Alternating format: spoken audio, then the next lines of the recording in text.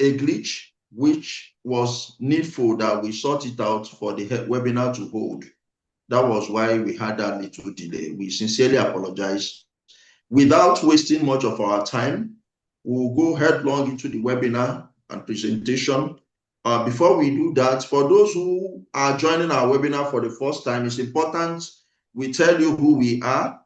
This is the Medical and Health Law Committee of MBA Gariki branch. The Medical and Health Law Committee, among other terms of reference, is saddled with the responsibility of building the capacity of lawyers within the medical law practice, medical and health law practice spectrum. To achieve this particular objective or term of reference, we organize monthly medical law webinar. Every month we have a webinar coming from us. Those who are regulars here, we know that we have had webinars on topics such as emergency medical treatment and the law. We have had webinars on practice and procedure before the Medical and Dental Practitioners Disciplinary Tribunal. We have had webinars on subjects like surrogacy. We have discussed mental health. We have discussed the use of alternative dispute resolution in resolving patient-doctor disputes, and a whole of other topics. This topic, you can find them on our YouTube channel. So if you know your friends who are not here, who are unable to join now, kindly tell them, send them messages to stream on our YouTube channel. Let them just type MBA Gariki branch on YouTube and the channel will pop up. This webinar, as we are here on Zoom, it is also being streamed live on YouTube, so they can join there. Do us that favor. Thank you very much. So at this juncture, I will be introducing our moderator for today, who will take it up from here. Mr. Tijani Babatunde is a member of the Medical and Health Law Committee, and he will be our moderator for this webinar. Thank you very much. Mr. Tijani, over to you. Thank you very much, the chairman, Mr. Ebenezer Iguatu. Please, can we get a round of applause with our emojis for the chairman for that opening speech? We welcome every one of us to this meeting. This is our webinar. We are so sorry, just like you said, for the little delay in starting. We welcome members of the brand that are on the platform, the learned six, judicial officers, and all members, even from different branches that are on this platform. We are so happy to have you in our midst, and we believe that today is going to be an interesting session. It's not just going to be a session that you just go and forget about it. You are going to gain, every one of us, we are going to gain something valuable that will go with it. I will always say that I believe that one of the core aspects of our practice as a legal practitioner is sound legal advice. So this topic that we are treating will be able to help us if peradventure we find ourselves in a situation where we need to advise a client as to their rights, legal rights, and the damages that may be accruable. So I welcome each and every one of us once again. And without actually wasting much of our time, I would still like to revert back to the chairman of our committee, Mr. Ebenezer Iguatu, to just lay brief foundations about the topic of today. Thank you very much, sir. Thank you, sir. Thank you, Mr. Tijani. Organ donation, organ trafficking, organ harvesting, and all what's not has been going on under different names and different guises. To some extent, it is being revealed that what is seen as ritual killing might actually be organ trafficking, undercover organ trafficking, and on the surface it looks like ritual killings, because when those bodies are recovered, you see that some parts have been taken off that body. So today we want to examine what the position of the law is. Is there a difference between organ donation and organ trafficking or organ harvesting? What is the position of the law? And we have gone to bring experts on both sides. Now, we have two guest speakers today. We have first, who will be speaking to us, Professor Aliu Abdul, when his citation is read out, you will know his capacity. But suffice to say that he is a consultant nephrologist, meaning that he takes care of kidney. Prof is someone I know personally, and since 2002, his business has been kidney transplantation. That is what he does, taking care of kidney. And that's one of the things we'll be looking at today. On the other hand, we also have our own erudite professor, Festus O. Emiri. Coincidentally, Professor Emiri is the chairman, for those of you who may not know, he's the chairman of board MBA ICLA. So the issue of CPD points, which had driven the traffic we're experiencing here, is instituted by, chaired or supervised by Professor Emiri. So you'll be hearing from him. He is a senior advocate with interest in different areas of law. He's into medical law. It was on the medical law practice spectrum that our path crossed many years ago. He's also into legal writing skills and law practice. Is when his own citation is also read out, you will see his capacity. Having said that, I would enjoin you to sit back, relax, open your mind. You are going to learn.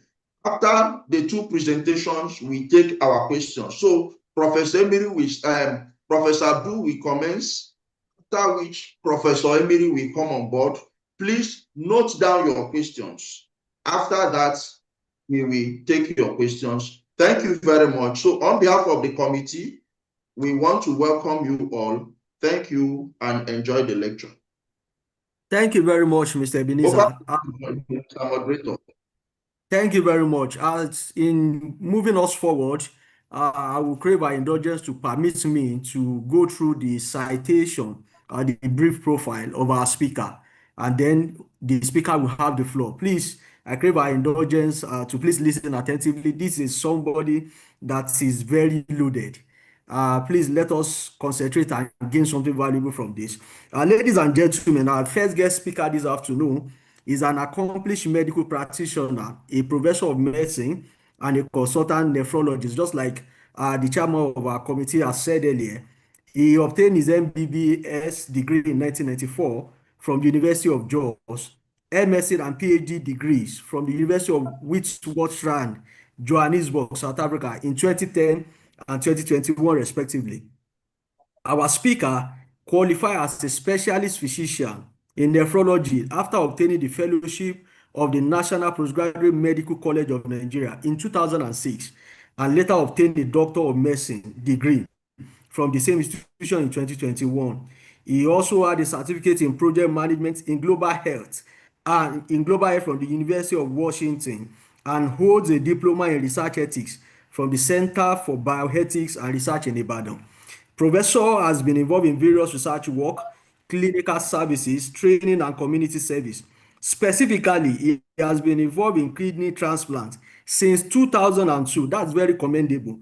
When they had their first kidney transplant at Aminu Kano Teaching Hospital, he had publications of experiences of kidney transplant in our environment and living kidney donors evaluations and long-term follow-up, and reported the first experience of pregnancy in kidney transplant recipient in Nigeria. He was site principal investigator for many international collaborative studies, such as the multi-center studies under the H3 Africa Kidney Disease Research Consortium.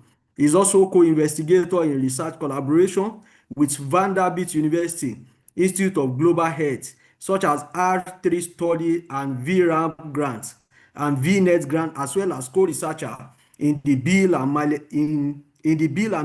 Melinda Gates sponsor research on Kano State-wide sample registration system to prototype impact in reducing maternal death. Probe has been involved in mentoring students and resident doctors and successfully supervised to conclusion 14 resident doctors who are now consultants practicing in different parts of the country and abroad. Please, can we have a round of applause for Doctor? As I round up his profile, he also mentored awardees of International Society of Nephrology Fellowship and the Vanderbilt Emory Cornell Duke Global Health Fellowship under the Fogarty International Center. Professor has been involved in administrative responsibility in both Aminu Kano Teaching Hospital and Bayero University. He was at various times a head of department, a sub-dean, deputy provost at College of Health Sciences, Bayero University, and provost of College of Health Sciences, Northwest University, Kano. Our professor and speaker is currently the vice president of Transplant Association of Nigeria. He is the chairman of Bayero University Health Research Ethics Committee and also chairman of the board of trustees, Kano Independent Research Center. Ladies and gentlemen, join me and welcome Professor Aliu Abdul to our webinar for today. Can we have a round of applause with our emojis to the chair, to our speaker, as we welcome him wholeheartedly. Prof, can you please unmute? We can hear you so that you have the floor. Prof, kindly unmute. You have the floor now, sir. Professor Ali, thank you very much, sir. Professor Ali? Professor Ali, you have the floor.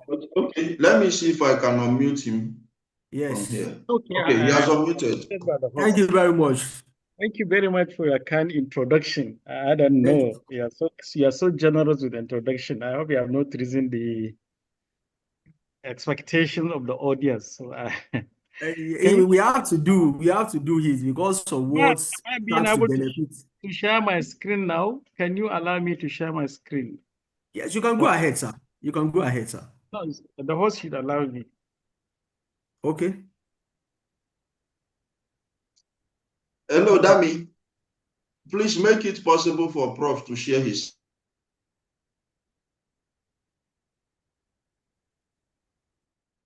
Or you can share it from there. I don't know. It's still Yes, he can. He's a co-host now, so he can share his screen. okay. Thank you very much, Dami. Yes. Yeah.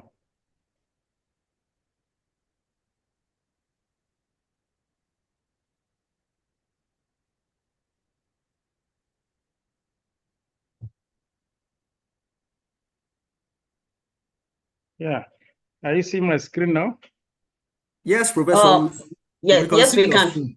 Okay, Yes. let me try to see if I can put it on slide mode and presentation mode.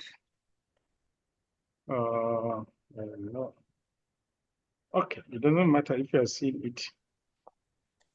Okay, Prof, you can just go on that slideshow on your taskbar. After animation, after home, insert, design, on top. Okay.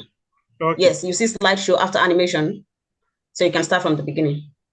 Okay, showing something else. So Slideshow, you're not there. Your mouse is not there yet. Yes, your mouse is not there yet. Just move left. Just move to your left. Yes. Is it to the right? It's something that okay, yeah. So I've removed this slideshow. Yes, sir. slideshow. Yes. So you can start from the beginning. From the beginning is on slideshow already, so you can just click from the beginning, or you can move it from there. So, however, whichever works for you. So. Okay, I've clicked. Not from the beginning. Yes, that's it. Okay, thank you. Okay, I think you might have to take it back a bit. Maybe use your cursor or the arrow keys. Thank you very much. I hope we're all together now. Yes. Yes, sir. We are together with you, sir. So before this slide, I wanted to go back. Oh dear. Yes, you can use that button. Yes. So, thank you. I have to leave this off. Sorry for the inconveniences. I'm okay. My name is Aliu Abdu, as has been said. I don't have to go over it again. The objective of this presentation is to give an overview of medical aspect of solid organ donation from the types, sources, ethical considerations, and the processes involved in organ donation. I hope I'll be able to achieve this by the end of my talk. And this outline, I'll introduce a topic, give statistics of organ need globally, discuss about the sources of organ donation, the processes involved in organ donation, the ethical issues in organ donation, and the regulations of organ donation globally and then locally. And then I give concluding remarks. So in terms of introduction, let me give some basic definition of terms. Organ donation is the process of voluntarily giving organs or tissues from a deceased or living donor for transplantation to someone in need for therapeutic reasons. Organ harvesting refers to the surgical removal of organs for transplantation. So the key difference lies in the ethical and legal framework. Donation is a selfless act, while harvesting can be perceived as a more clinical term often used in legal and medical context. So transplantation, on the other hand, is the surgical process involved in removing the tissue or organ from the donor to the recipient. It's important to understand this basic term so that we know what we are talking about, so I'll be able to carry you along. Organ by Istanbul Declaration, which I will explain further, give specific definitions. Like for organ trafficking, is the recruitment, transport, transfer, harboring, or receipt of living or deceased persons or their organs by means of the threat or use of force or other forms of coercion or abduction, fraud, deception, the abuse of power, or of a position of vulnerability of the living to, or the receiving by a third party of payments or benefits to achieve the transfer of control over the potential donor for the purpose of exploitation by the removal of organs for transplantation. You see, the definition is all-encompassing and is complex, but as lawyers, I know you can be able to cope with me. So in summary, organ trafficking is about unwillingly taking the organ of the body through deception or other means to removing the tissue or organ and giving it to other person. Money may be involved, traveling may be involved. While transplant commercialism is a policy or practice in which an organ is treated as a commodity, including being bought or sold or used for material gain. Travel for transplantation is the movement of organs, donors, recipients, or transplant professionals across jurisdictional borders for transplantation purposes. Travel for transplantation becomes transplant tourism if it involves organ trafficking and or transplant commercialism, or if the resources, organ professional and transplant centers devoted to providing transplant to patients from outside a country undermine the country's ability to provide transplant services for its own people. So this transplant, so it is in travel for transplant or transplant tourism. We are not only talking about the donor or the recipient. We are talking about the organ, the professionals, or the recipient, whoever is taken, because sometimes the recipient try to go to the country and get the donor, get the organ from the donor. In some instances, the donor travel to a country and meet the recipient and then get the organ and get transplanted. Sometimes it's the transplant professionals that move to a country where there's a donor, there's a recipient, and then it's still part of transplant tourism.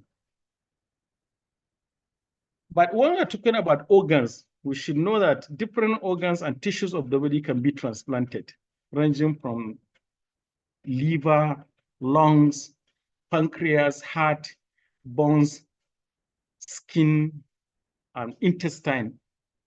And transplantation could be autograft or allograft. Allograft means they have the same species and genetically related, while autograft is from different species that may not be genetically related.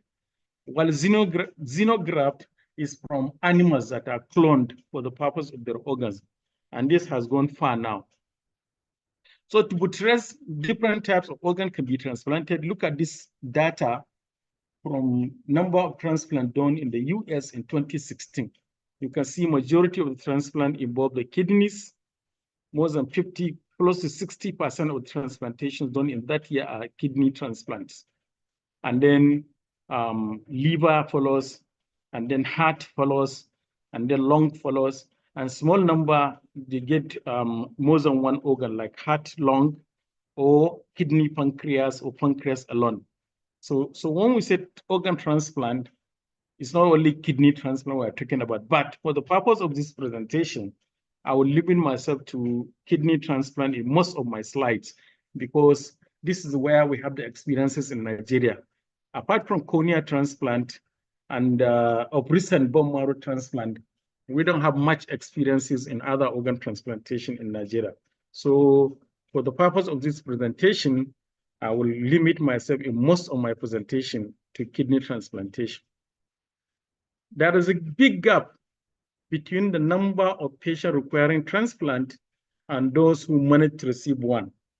The vast majority of patients die while waiting for organ transplant treatment in many parts of the world. Because in India alone, there are at least 90,000 new patients with end-stage kidney disease, and each of these 90,000 will need a kidney transplant. And even in Europe, the waiting list to get an organ may take up to 3.5 years.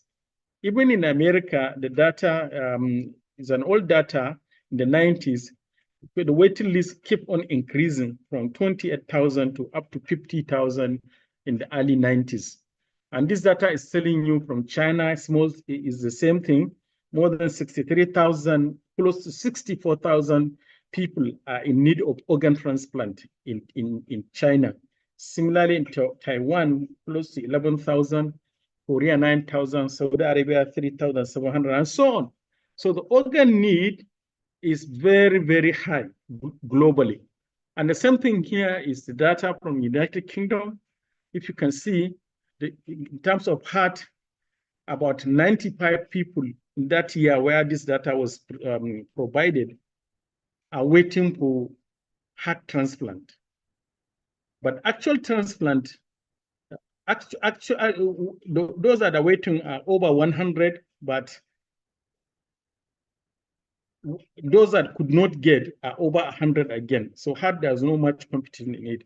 But if you look kidney, for example, okay, the waiting list was close to 7,000, but less than 1,500 transplants were done in that year.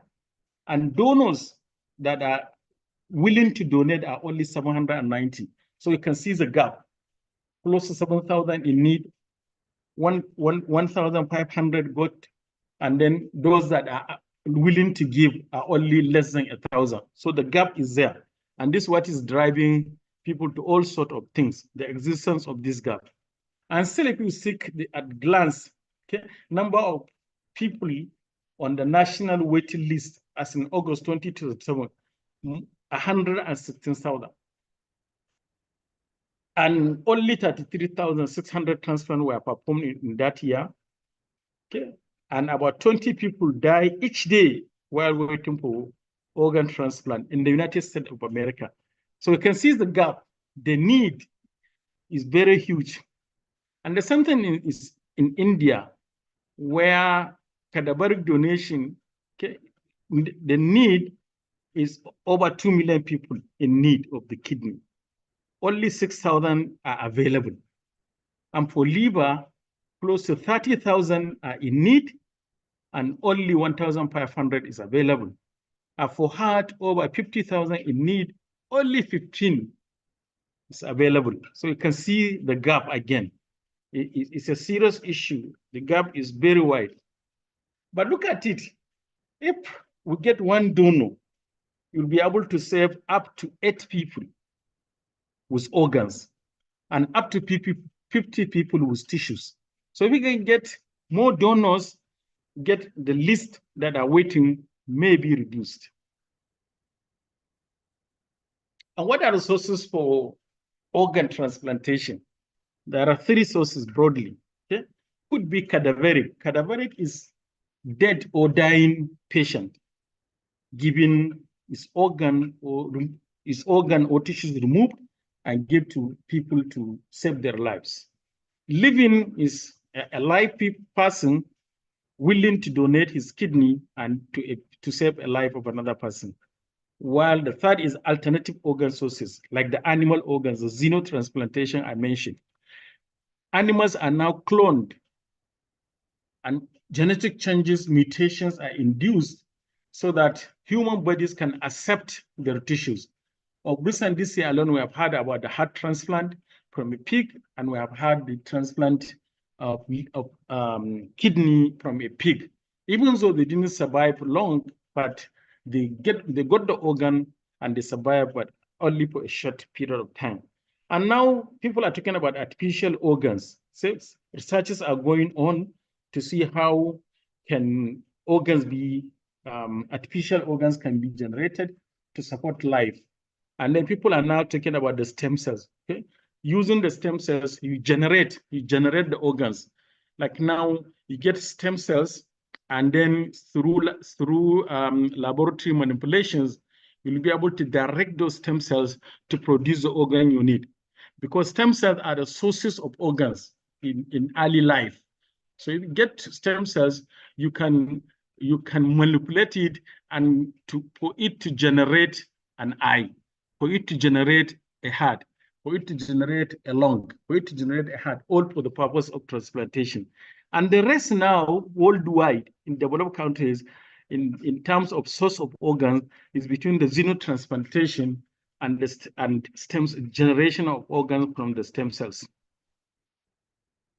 And this is what I'm trying to put diagrammatically.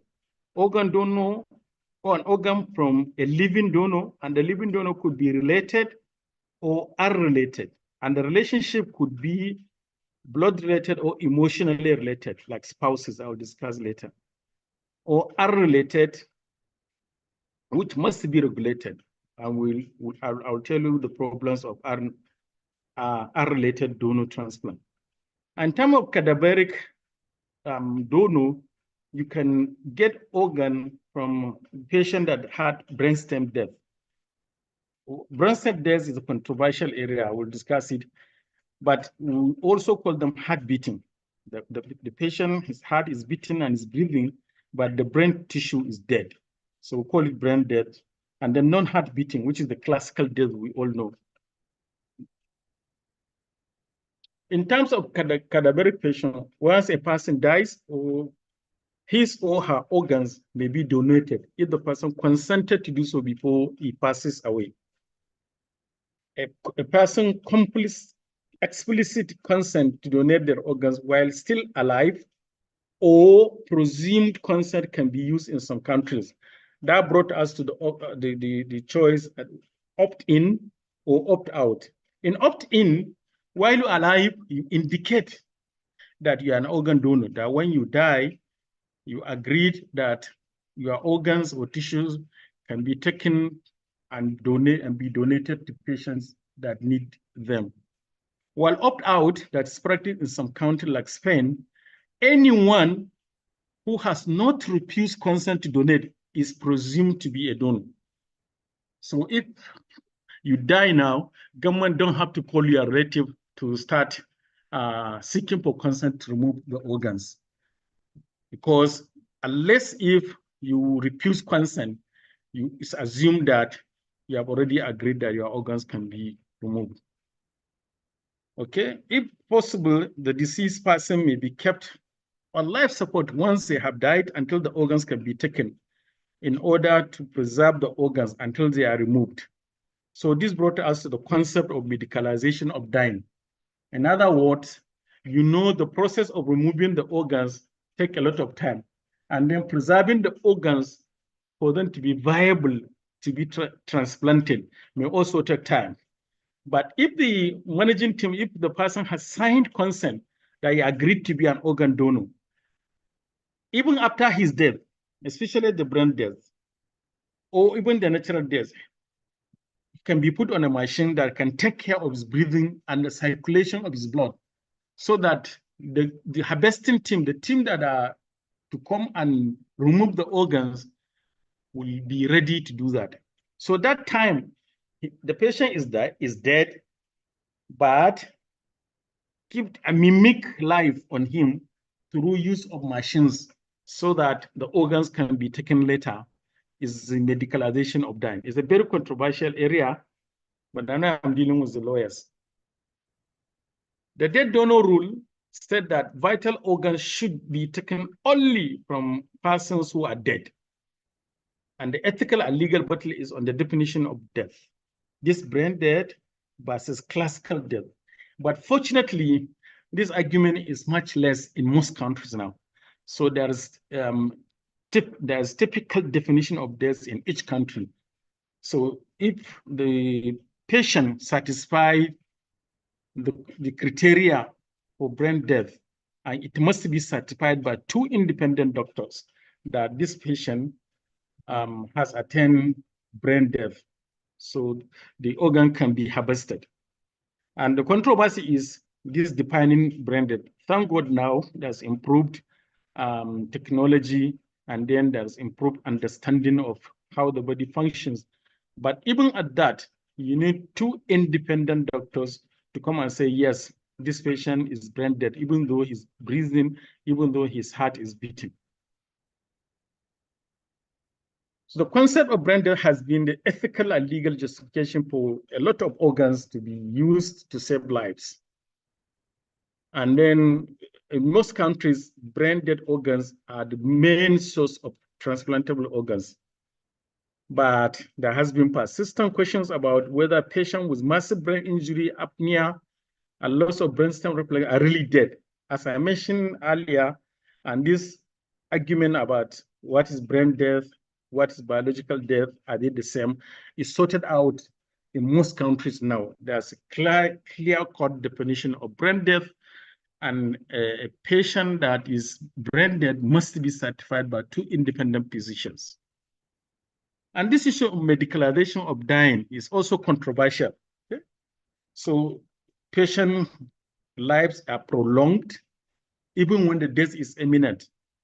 Ventilators are used, but the purpose is for the organs to be retrieved, but not for the patient to benefit from the ventilation, from the life support, from whatever you're given. They are transferred to ICU, and the cost of ICU treatment is huge just for the organs to be harvested. So that's why some ethicists look at it now.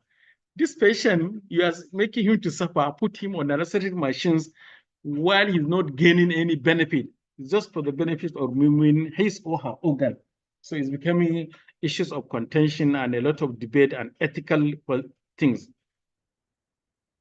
So that's a problem now, conflict of interest. The best interest of the donor, or the best interest of the potential recipient, who becomes the final target of the intensive care management given to the donor patient. That's the reason why the controversy are there. And it's a complex process. I don't want to go into this complex slide. So before you say there's medicalization of dying, you have to go through all these things. So there are ethical issues I mentioned earlier. Okay? Extraordinary means to preserve life, but the benefit is not for the patient. Okay? It's just he want to get his organ. And then this has brought out terms that are used in medical jargons, like neomort is a brain-dead human body on life support at the request of the guardian or advance directive or by a court of law. Neomotive has value in drug testing or training or research or to nurture the embryo or organ harvest. So there are many reasons that the patient is dead, but you kept him alive, is sort of in court, that you put him under care just for many purposes. Neomod deserve respect and dignity, and any procedure on the neomod, including decision to discontinue life support or organ harvesting, requires a neomod guardian consent.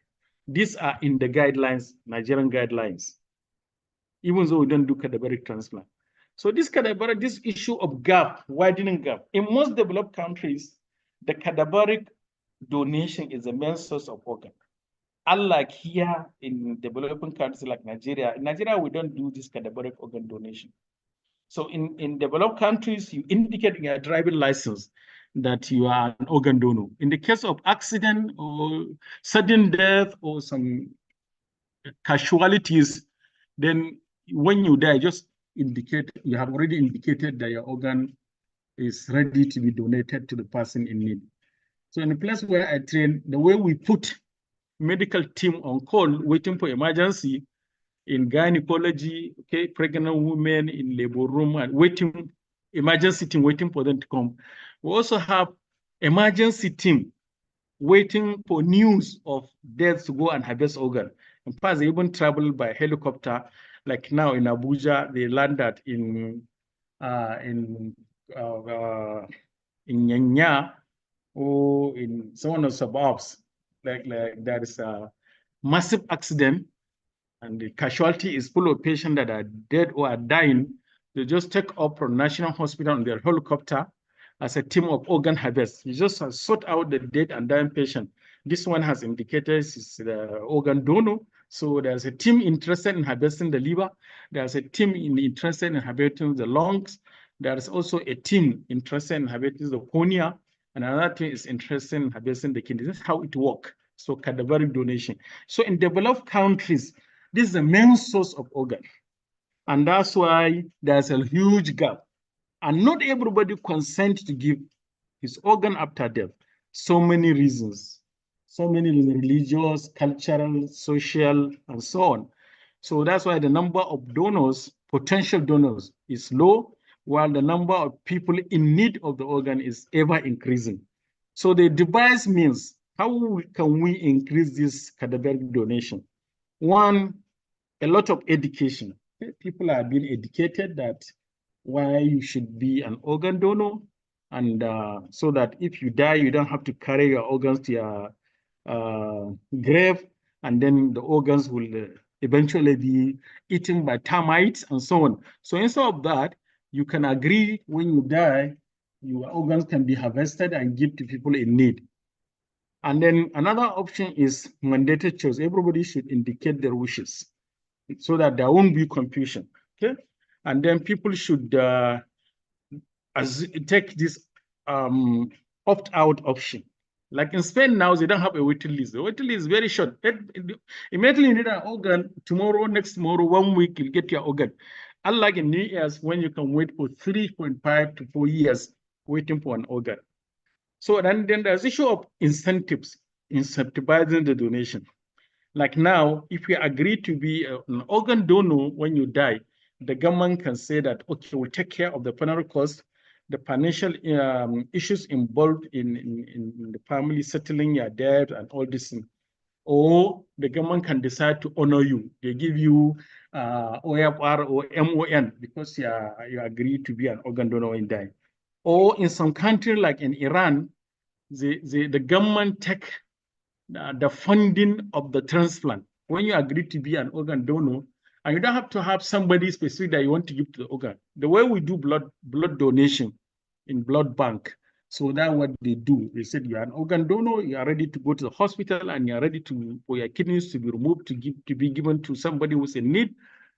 But the government will pay you compensation for the work hours you lost, for taking care of your health, giving you insurance till you die, and then a lot of incentives to encourage people to donate. And another option is the use of prisoners who are put to death, who are condemned, who are given a life sentence. But this one has a lot of ethical issues involved. So these are things that they are doing to see how they can improve the availability of organs. Remember the gap I told you exists between the demand and the supply of the organs. Let's now talk about the living donor. Okay, a person with organ damage or organ failure may look for a living donor to donate an organ. It allows bypassing the waiting list. Okay, when you're waiting for cadaveric organ to be available. But if you have your own donor, you come to the hospital where transplant service is offered, and then you get your donor to give you organ and get transplanted, and you continue your life. And living organ is a major source for transplant in most developing countries, including Nigeria. because cadaveric transplantation need a lot of infrastructural development. You need to have it to be at a certain level before we'll be able to organize cadaveric donation. Living-related donor, such as brother, sister, parent, a child, this may be genetically related. Okay? While living unrelated donors or living donors may be emotionally related to the patient, like a spouse. I don't know how many of you are ready to give an organ to a life partner, a husband or a wife. But me, I encourage my students, the younger ones, that if you are falling in love, instead of loving your partner with your heart, with all your heart, you should love your partner with your kidneys, because you have two kidneys. If the husband has kidney failure, God forbid, you give your kidney to your wife and life continues. Vice versa, if your wife needs kidney, the husband can give kidney to his wife and the life continues. But the wife cannot give her heart to her husband, no matter how much she loves him or how much they love each other. But there are a lot of sociocultural factors born within the family that may influence the decision to donate. I will discuss some of them here. There may be a reason for challenges in living donation.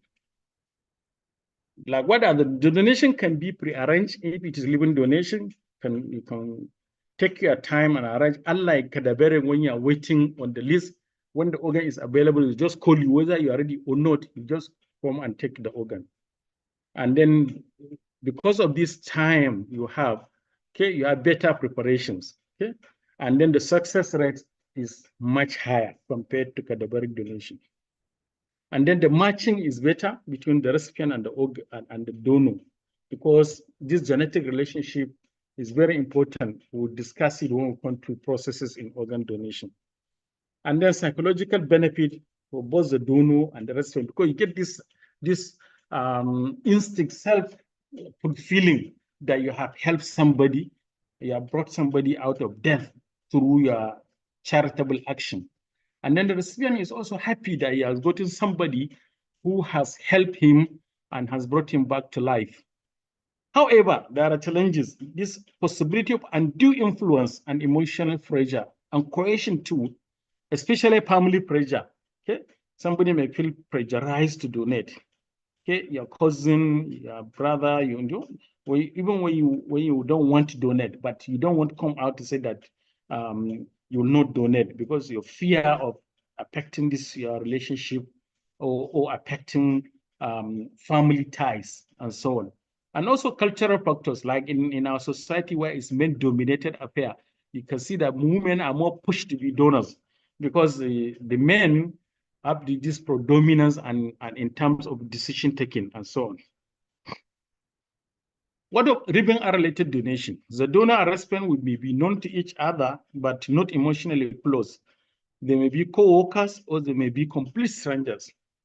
Unrelated donors respond to a need that may come to their attention in various ways. Okay, through a shared personal story of a co-worker, a teacher, a church member, a friend of the family, a story in the media, a publication, public solicitation, such as billboard in an advertisement or on the internet. Although organ donation in such cases are usually directed donation, that is, the organ is directed to a specific patient in need. There are some cases of non-directed donation. I'll discuss an example. So this issue of use of non-related donation is not encouraged, especially in our environment, because we are trying to avoid unethical practices such as the commercialization of organ donation, and so which I want to discuss. This issue of commercialization of organ donation is a serious issue globally. And then, as I said, the relationship can be different. Okay, like now there's what's called paired organ exchange program, where you have a living donor, maybe a relative or unrelative, but the test in blood tests and other tests does not match. And then another person that is in need of the organ, his donor also does not match him.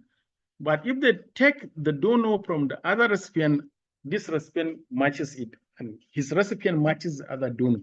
So they can do what is called paired exchange. So, okay, you Since your donor does not match you, but it matches me, give me a donor. While my donor that doesn't match me, but matches your need, please take my donor. So it's called paired donor exchange program. And then a living undirected donation to a pool of transplantable kidneys.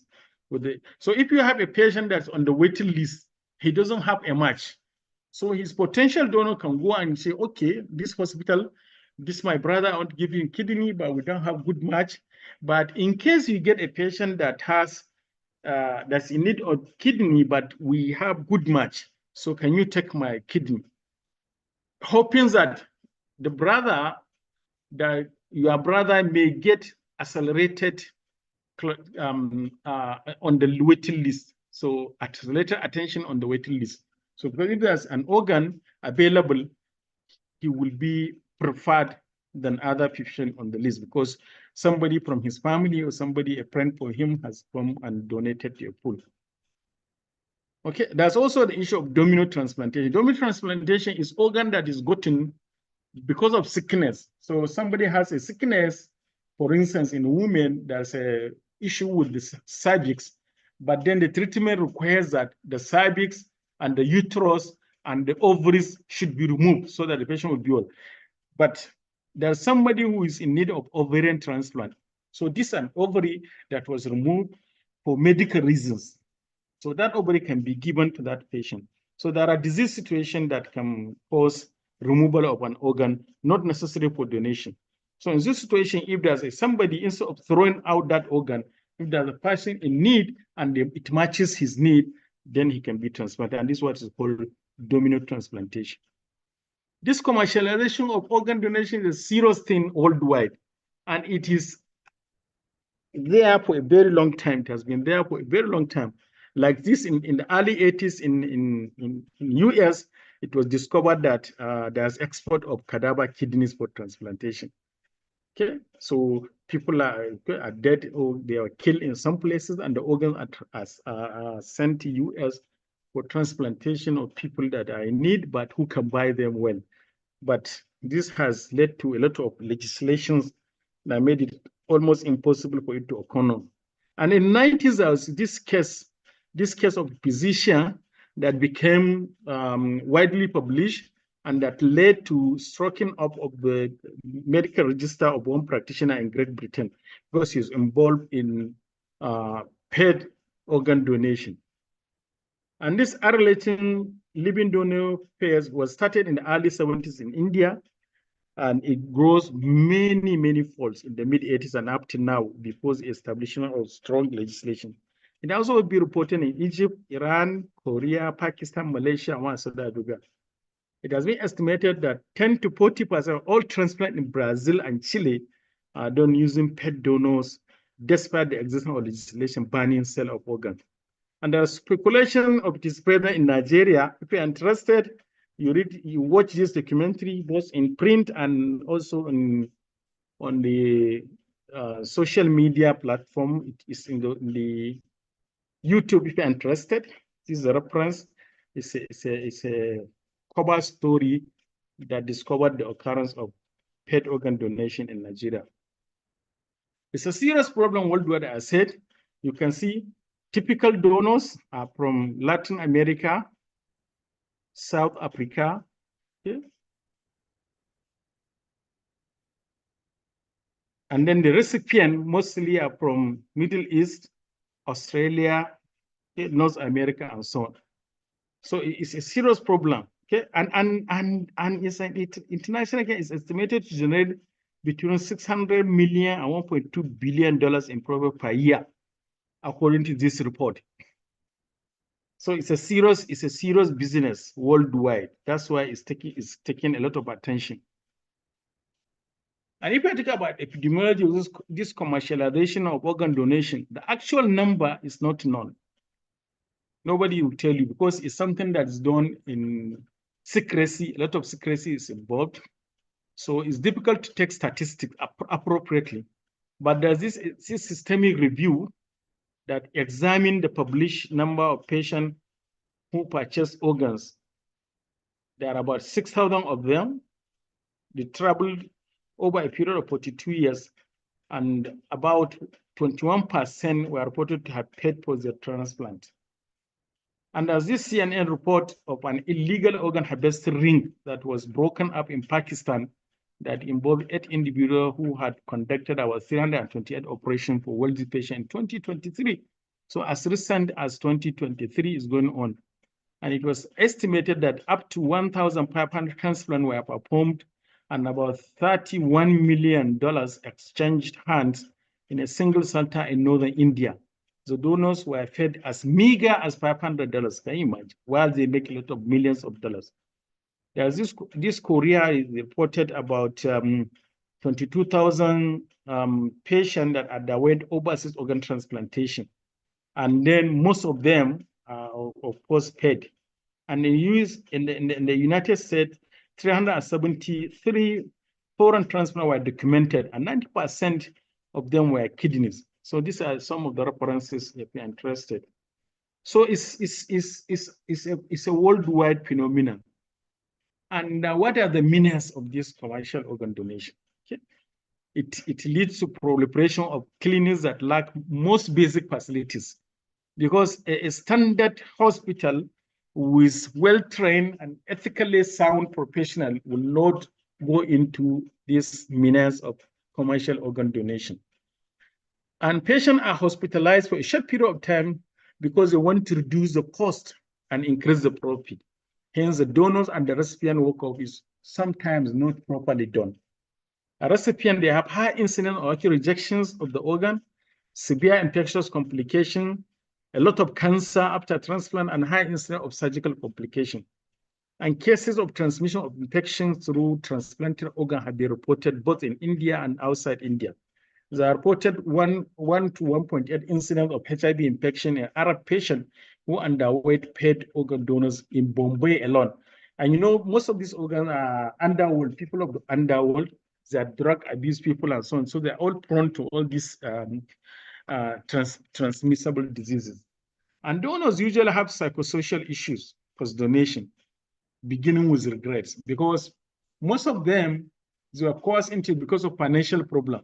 Okay, they will give you money. You will think that the money that you get from this paid organ donation will solve your problem. But after you give your organ, the money collected will not be able to solve your problem. Then you start to regret. And some even went into depression and straight psychiatric problems.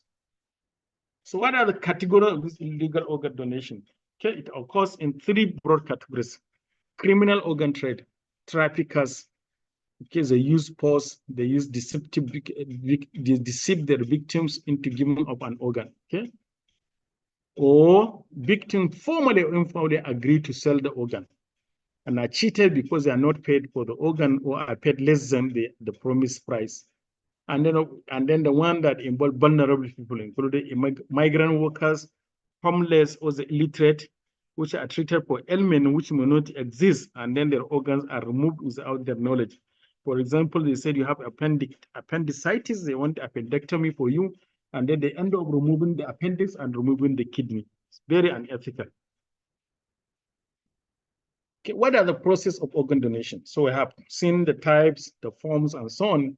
So what are the processes? But we should know that the process of organ donation is affected by cultural difference, different from one country to another, but there are basic standards.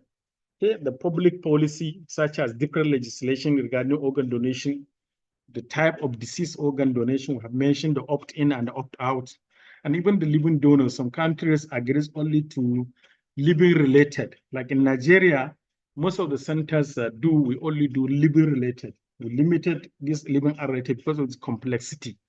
If you are going, like in my hospital, if you are to go for living related, like a husband donated to his wife, you have to go and get a clearance from the legal team. Okay. So, and then again, another thing that affects the process of organ donation is this complexity in the practice, especially this living related thing. Okay. Psychosocial impact among the donors, and then the ethical issues involved. Okay.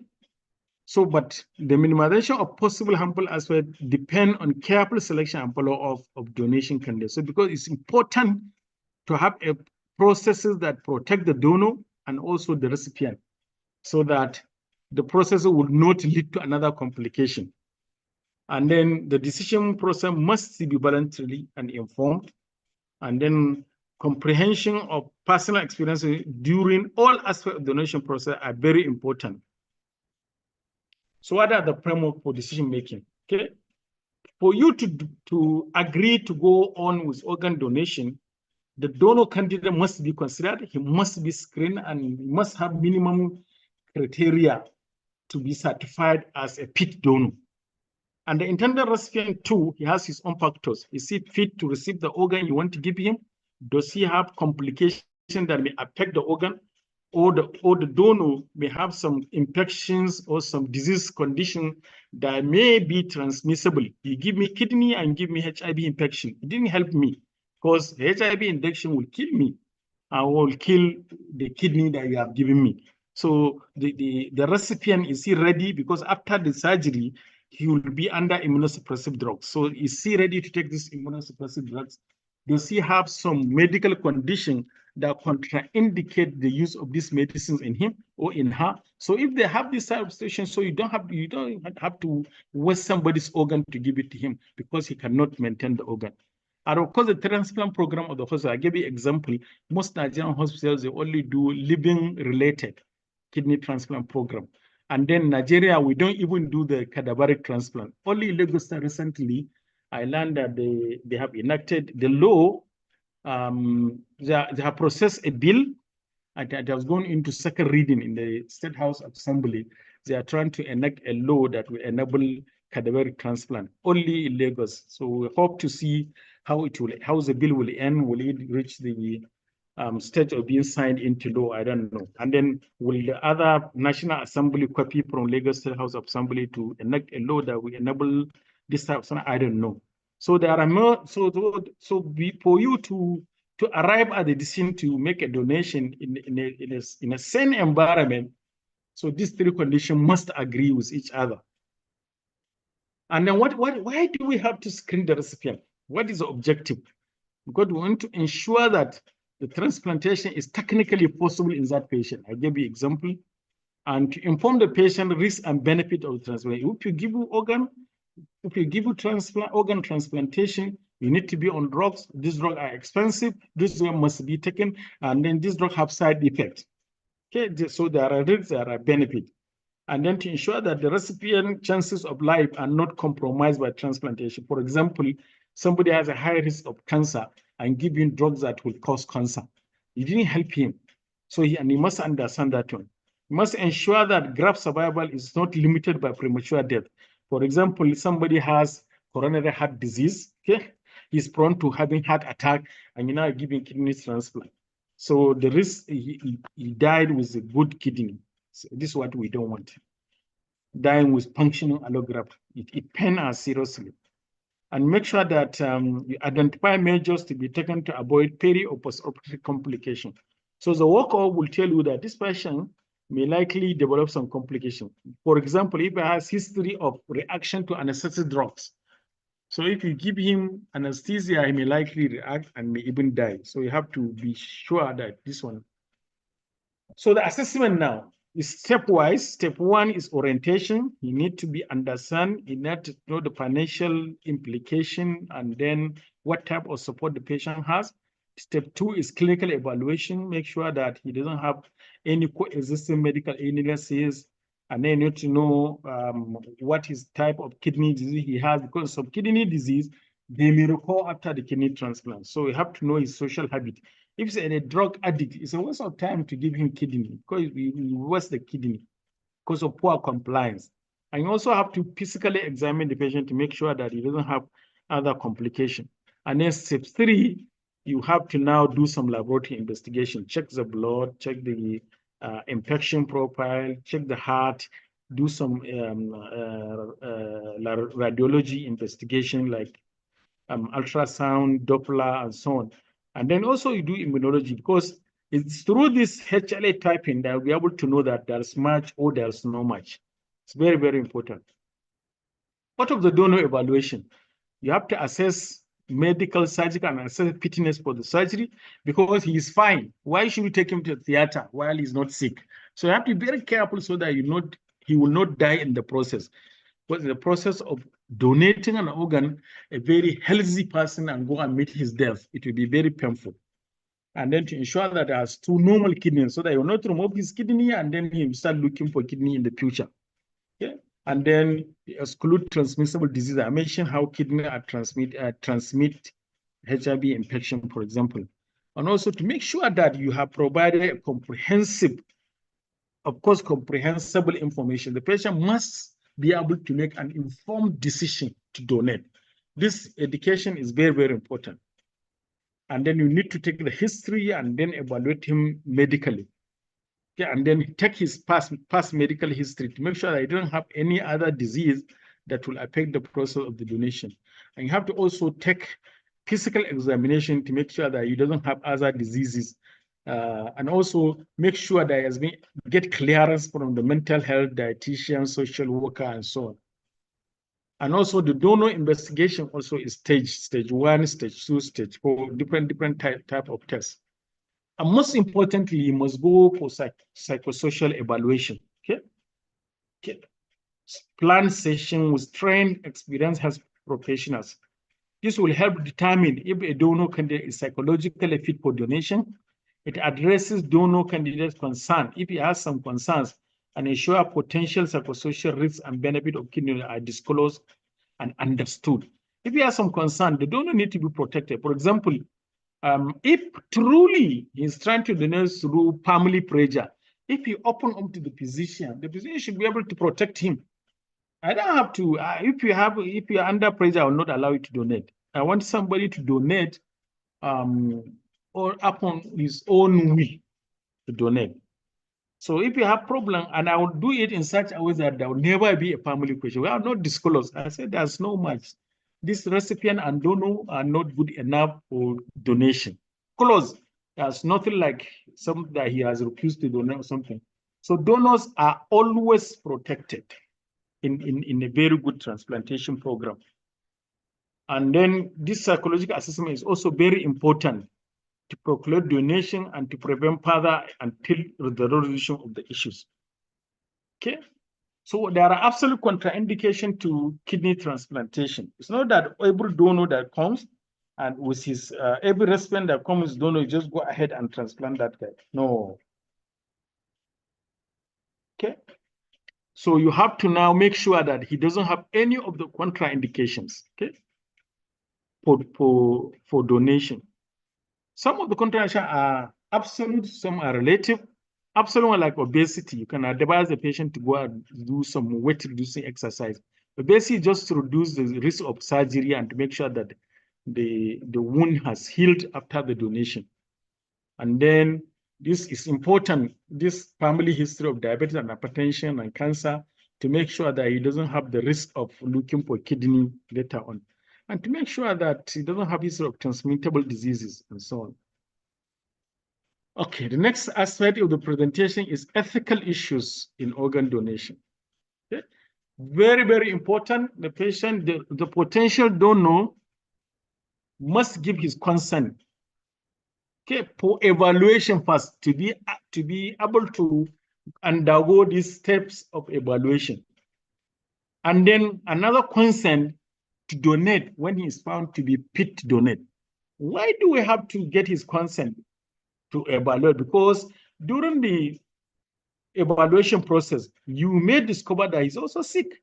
You may discover a disease process in him that will affect his insurability, or because he has this type of disease, his insurance bill is higher. Or he may have some diseases that may need public health authorities to know. So he may have some reportable diseases, and that will infringe in his in privacy. So it's very important to let him know about all these potential of discovery of something that may surprise him. He may be fit during his whole life. He never knew he had diabetes, but because you are evaluating for organ donation, discovered that he has diabetes, he has elevated blood sugar, he needs treatment. And I wonder if you don't have insurance coverage to pay for his diabetes and so on, or if the insurance policy of the country make it that any diabetes, the cost of insurance is higher than the normal people and so on. So he needs to get the consent for evaluation. And upon consent for donation should be obtained for the donor in confidence, like what I told you. He has to confide in confidence, not in front of the family members, because he's afraid if he say no, the relatives will say, he's a wicked person. He doesn't want to help his sister, or she doesn't want to help her brother, or he doesn't have to, and so on. And then the family will look at her somehow. So the consent should be in confidence, okay, between him and the doctor, or between him and the coordinator of the transplant program, the hospital, or between him and the social worker. Okay. And then you should evaluate that so that you be sure that he has the capacity to give an informed consent, because some people are not mentally stable. He doesn't understand what you are telling him. Then he just signed that he has agreed for the donation. Or he's a minor. He's less than 18 years. He cannot even think of himself. And then you ask him to sign paper, and then you show it that he has given consent. No. And you must make sure that he has adequate information about the risk and benefit before you get his consent. And then this ethical principle of autonomy, beneficence must be followed. For autonomy, it makes me say the importance of respecting the individual right to make decisions about their own body and health, including the decision to donate or receive an organ. Okay, so autonomy, you have to be given the right to choose between yes or no. I'm going for this donation, or I have the right to say no, I'm not going for this donation. This autonomy is very, very important. Beneficence emphasizes the need to act in the best interest of the patient, ensuring that the benefit of the transplantation, I would say there is, I mentioned some of the risks. Non-maleficence summarizes the do no harm. It requires minimizing potential risk and harm to both the donor and the recipient during transplant, and justice. Make sure that the allocation of organ in terms of cadaveric transplant is fair, is equitable and transparent based on objective of medical criteria and ethical concern rather than financial or discriminatory. Dear Prof, sorry, Prof. Apologies for the interjection. So I just wanted to kind of keep you abreast that we should gradually be preparing to wind up, to round up, apologies. We have a few questions so that I can also take the questions. The entire session is supposed to end by 5. So thank you, sir. Okay, I'll try to summarize. Oh, thank you very much. Let's take a recommendation to lab the patient. Okay, it has to be a competent adult. Okay, and it's a responsibility of the doctor that's taking care to make sure that the donor is competent enough to donate. Make sure that ethics is followed. Okay, make sure that is unethical to harvest a non-generative organ, because you want to save somebody's life, you put the person in danger. What of the vulnerable? They should be protected. Okay? Donation by minors, okay? Only in certain situations. Okay? Ethics requires observance of human dignity, bodily integrity, and respect for person whenever the vulnerable person is involved. And then the procurement has to be that there should be a declaration of an ethical, that it's unethical to sell or buy human body, because it violates human dignity. It's unethical to kidnap, drug, or lure, or induce, or coerce people to force them to harvest organs. And then its ethics prescribe altruistic organ donation, absolutely forbids any form of profiteering in organ donation. Okay, and so on. So there are regulations. For healthcare professionals, they should encourage, advocate voluntary donation and diligently ensure care for each of the donor recipient around the transplantation period. They should ensure necessary testing around the transplantation, ensure better nursing and preventing the transmission of infection. What are the regulatory issues? Okay, this is the Istanbul Declaration. It's an international summit of organ transplant terrorism on organ transplant terrorism and trafficking, was convened in Istanbul in 2008. The outcome was Declaration of Istanbul. Essentially, it seeks to protect the ethics, dignity, and practice of organ transplantation worldwide. It stated that organ trafficking and transplantation tourism violate the principle of equity, justice, and respect for human dignity. So declaration deals with mechanism, ethics, appropriateness, penalties, and proposal on organ transplantation. So it's good as lawyers to be conversant with this Istanbul Declaration. I was trying to take an example of it, but because of time, I'll leave it. Okay. And then declarations were made about 151 countries involved. Nigeria was also represented. Even the World Health Organization, they have guiding principles for human tissue organ transplantation. Okay, I tried to take example from the World Health guiding principle. Even the KDIGO is clinical practice improving global outcomes. Okay, they have guidelines. Okay, for how transplantation should be done globally. And even Nigeria, you'd be surprised. Maybe most of the time, we condemn Nigeria and say we don't have laws, but there's this guideline, standard and guidelines for establishing and coordinating organ and tissue service in Nigeria. It was launched in February this year, and as lawyers, you need to get a copy to see what Nigerian laws say about that. So, concluding remarks. With the current level of corruption, poverty, in the country, there's a need to redouble effort to monitor and regulate organ donation and transplant activities. The donor organ and recipient must be ethically sourced. No Nigerian should be coerced to offer an organ, even when motivated by charity love for others. Even if we want to do, but it shouldn't be coerced. The hospital and physician should protect the organ donor from exploitation. Organ transplant procedure should follow and adjust contemporary international standards. The transplant procedure should take place only in healthcare facility that has minimal resources condition for specific organ transplant. Such a facility should be authorized to conduct ethical transplantation. A coordinated Nigeria public education on the section of the Nigeria Health Law on the issue of donation vis-a-vis the organ trafficking and transplantation is very, very important. This law is important. We need to educate Nigerians.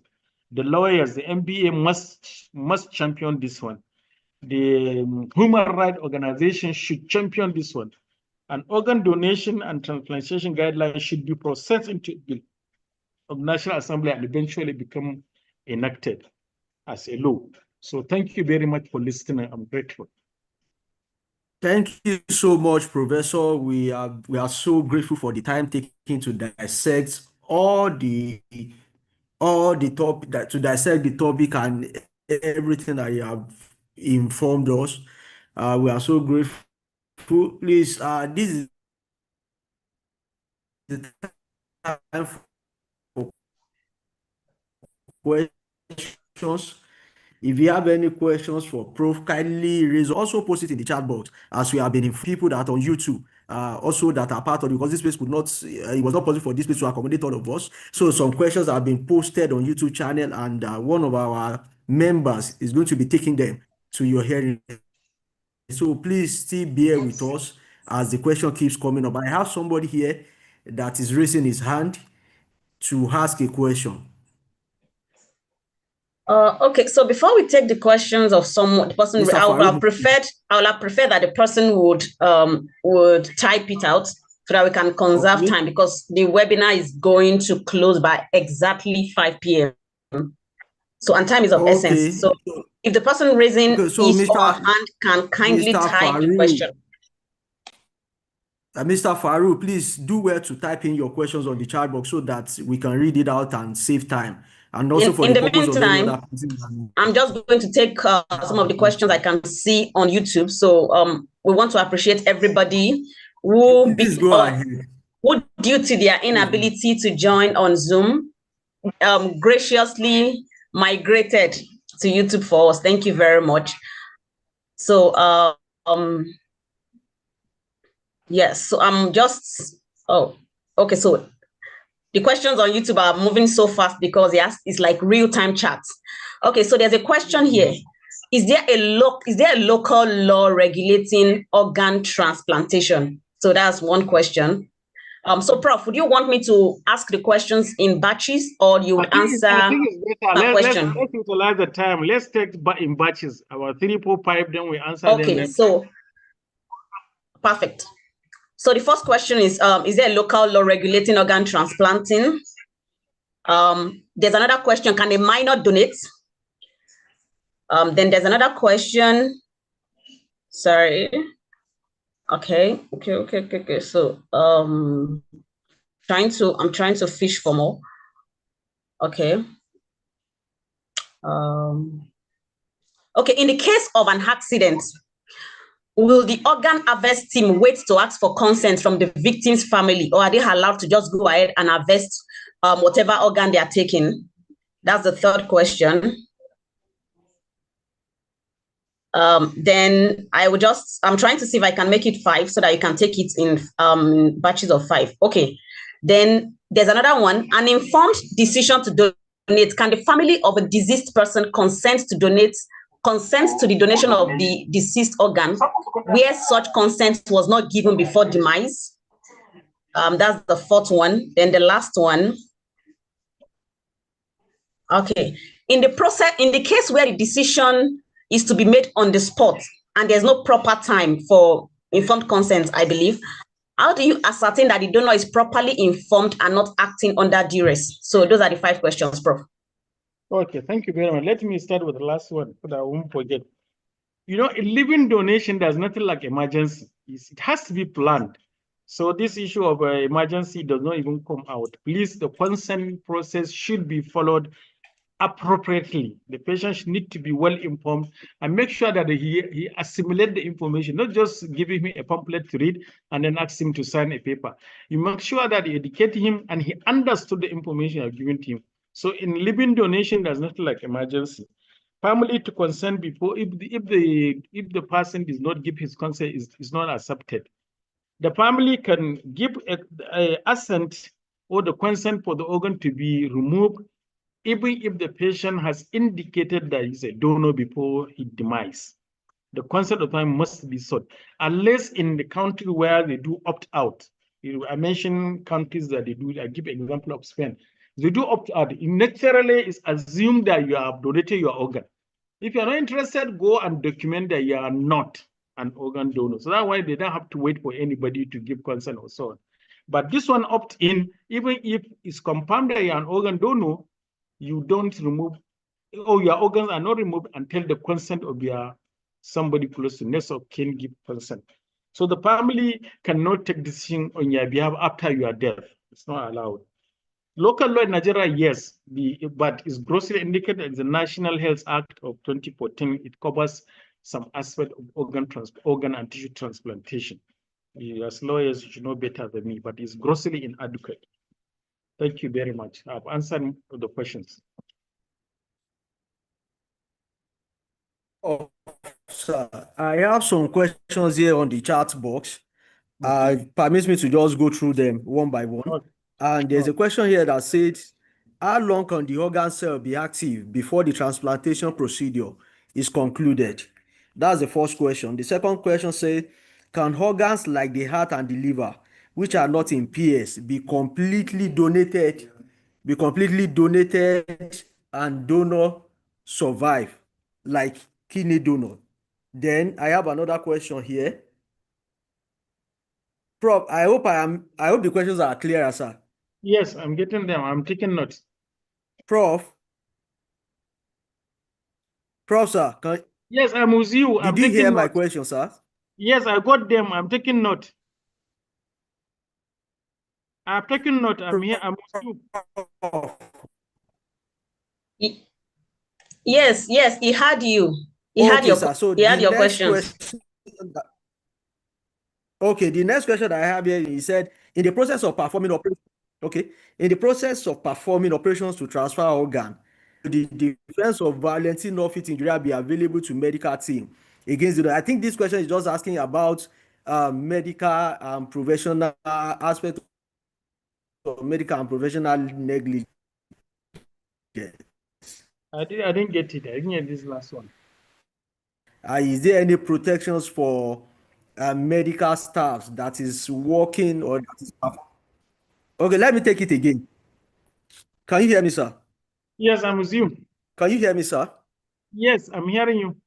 Okay, the question is, The question is, in the process of performing operations to transfer organ and another organ is damaged, will the defense of violently non-fit injuria be available to the medical team against the donor? I want to believe the question that the question goes in line with, is there any protection for medical staffs or doctors in the process of doing organ transplanting or performing surgical operations? I think that's the question that the person is trying to ask. And there's another question here that say, why, my question is, why you are discussing now on the living donor? You said husband can donate to his wife, but the wife cannot donate to the husband. Can you please elaborate, sir? And lastly, what is the compatibility rate?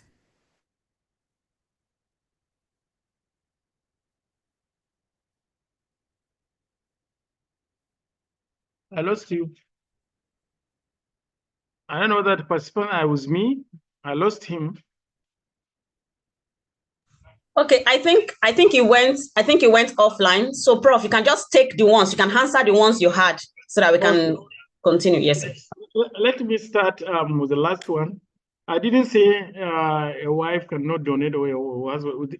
They can donate. A wife can donate to her husband and the husband can donate to his wife as much as they are compatible. No issue with that one. So protection medical is just like any surgery. Before you enter, the patient must sign the consent. If during the surgery, I'm going to remove your kidney, but even the process of removing the kidney, I also found that your bladder has a cancer or something. You have given me the authority to also deal with that or something like that. Or in the process, you enter shock, you bled tumor, you need blood, I can be able to give you blood, something like that. So the consent process is what protects the doctor. So the consent process for the operation should be extensive enough to cover you. And then heart, no. I have mentioned. So organs that are non-regeneratable, you cannot donate, but you can do a partial liver. You can do a live donor for liver because a part of the liver is a regeneratable organ. If you take a small portion and transplant, it will generate in the recipient and also it generate on the donor and get back inside. But for heart, no. Only the patient cadaveric that you can take heart and yeah, liver you can do, yes. Another one is how long can the organ be active? As long as you can keep it active. I mentioned the medicalization of dying. If the patient is dead, you can put him on gadget to attempt to make him simulate being alive so that there will be ventilation, there will be circulation of his blood so that the organs are perfused. They can be as long as you have heard about Sharon of US of Israel that has been in coma for years. So people can be kept alive on gadgets as long as they can. So there's no limit of time. I hope I've answered the questions. Thank you. Yes, sir. Thank you so much, sir, for the answers to all the questions. That means you can continue from here. Okay. Thank you very much, Prof. So we're running out of time and we have a lot of questions. Looks like we might have to have more and more conversations about this subject. So Mr. Ebenezer Igwatu, the chairman of the Medical and Health Law Committee of the branch, is back. So Mr. Ebenezer, yes, you have the floor, please.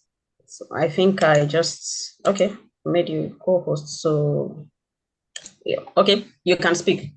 Wow.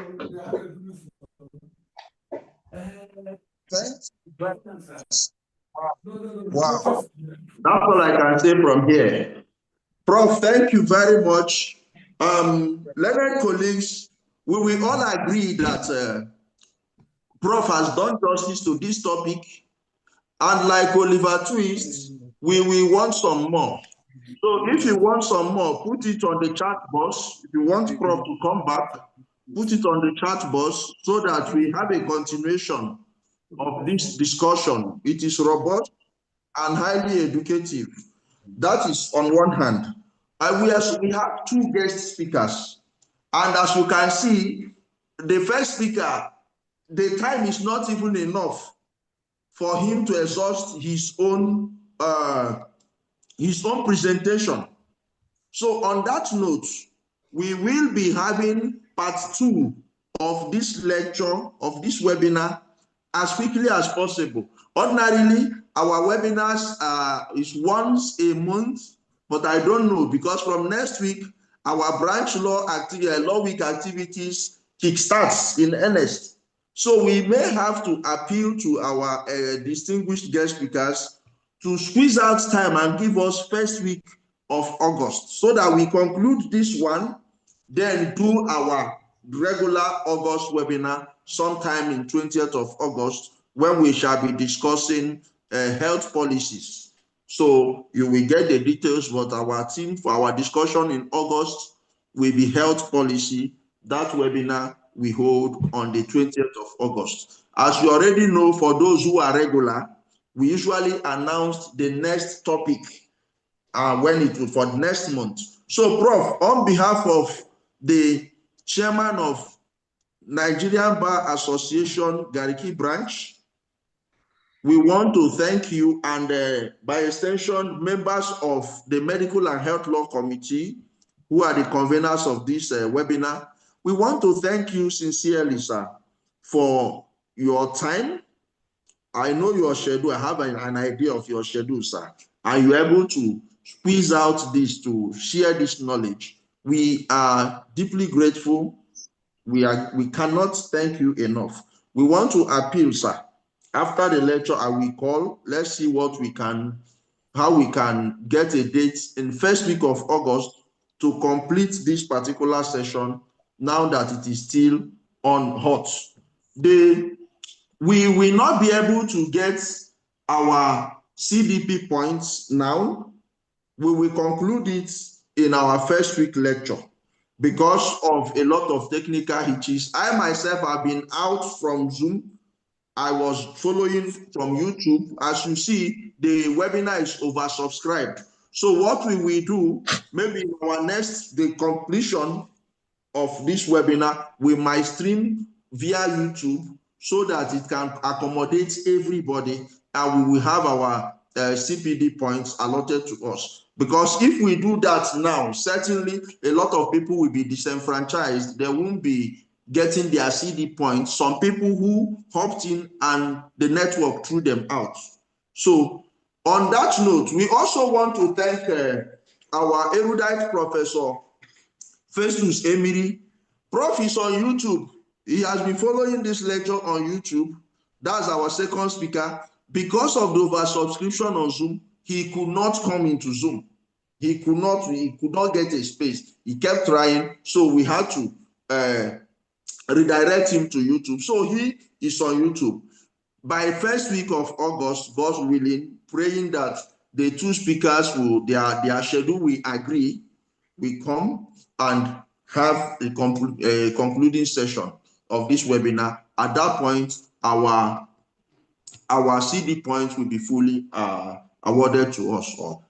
On behalf of the Gariki Branch MBA and the Medical and Health Law Committee, we say thank you to all our participants. For those of you who have taken pains, those who could not join, we apologize. Hopefully, at the concluding edition, all of us will be accommodated on the YouTube platform. Thank you very much and have a wonderful evening rest. Goodbye.